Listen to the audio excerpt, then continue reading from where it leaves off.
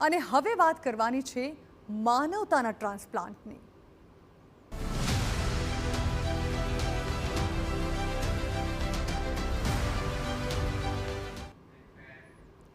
ધર્મ કે મઝહબ કોઈ પણ હોય, લોહીનો રંગ તો લાલ જ હોય છે અને જ્યારે વાત કોઈનો જીવ બચાવવાની આવે ત્યારે ધર્મ નહીં, માત્ર માનવતા મહત્વની બની જાય છે।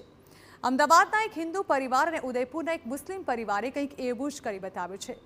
બંને પરિવારના દર્દીઓની કિડની મેચ નહોતી થતી, પરંતુ ડોક્ટર્સે સ્વેબ ટ્રાન્સપ્લાન્ટનો રસ્તો બતાવ્યો અને બે પરિવારે ધર્મની દિવાલ નહીં, માનવતાનો હાથ પકડ્યો। એક પરિવારે કિડની આપી અને બીજા પરિવારે કિડની આપી। બદલામાં બે જિંદગીઓને મળ્યું નવું જીવન।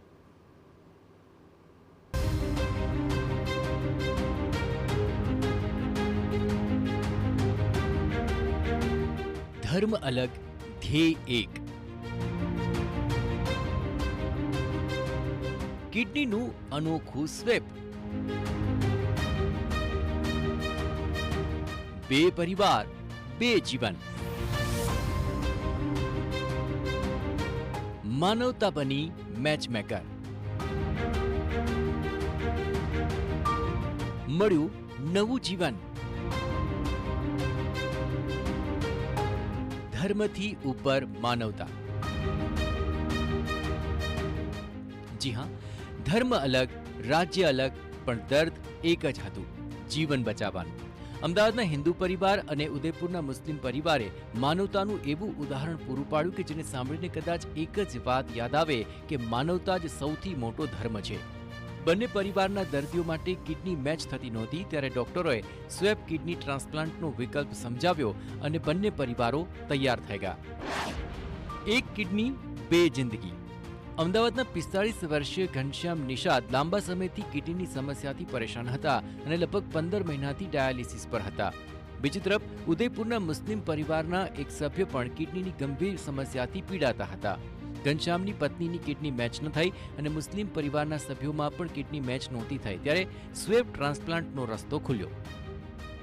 એટલે તરત બંને બહુ ફેમિલીની આત્મહત્યા જાણી અને એ લોકો એકબીજાની જરૂરિયાત તો હતી એટલે તરત એ લોકો એગ્રી કરી દીધું। એટલે અમે બંનેના રિપોર્ટ પાછા મેચ કરાવડાયા અને બંનેના સરસ રીતે મેચ થઈ ગયા, જે HLA મેચિંગ કહીએ છીએ અમે મેડિક ટ્રાન્સપ્લાન્ટ માટે। કિડનીનું સ્વેબ। આ સ્વેબ ટ્રાન્સપ્લાન્ટમાં એક પરિવારે પોતાની કિડની બીજા પરિવારના દર્દીને આપી અને બીજા પરિવારે પોતાની કિડની આ પરિવારના દર્દીને આપી। એટલે કે કિડની સીધી પોતાના પરિવારના સભ્યોને નહીં પરંતુ બીજા પરિવારના દર્દીને આપવામાં આવી અને આ રીતે બે પરિવારના બે દર્દીઓને એક સાથે જીવન મળ્યું। શહેરની ખાનગી હોસ્પિટલમાં થયેલા આ ટ્રાન્સપ્લાન્ટ બાદ બંને પરિવારના સભ્યો હવે ખુશ છે। પહેલા અમે મારી વાઈફની કિડની લેવા માટે સજેસ્ટ કર્યા હતા, અમારી બંનેની કિડની મેચ થતી નહોતી।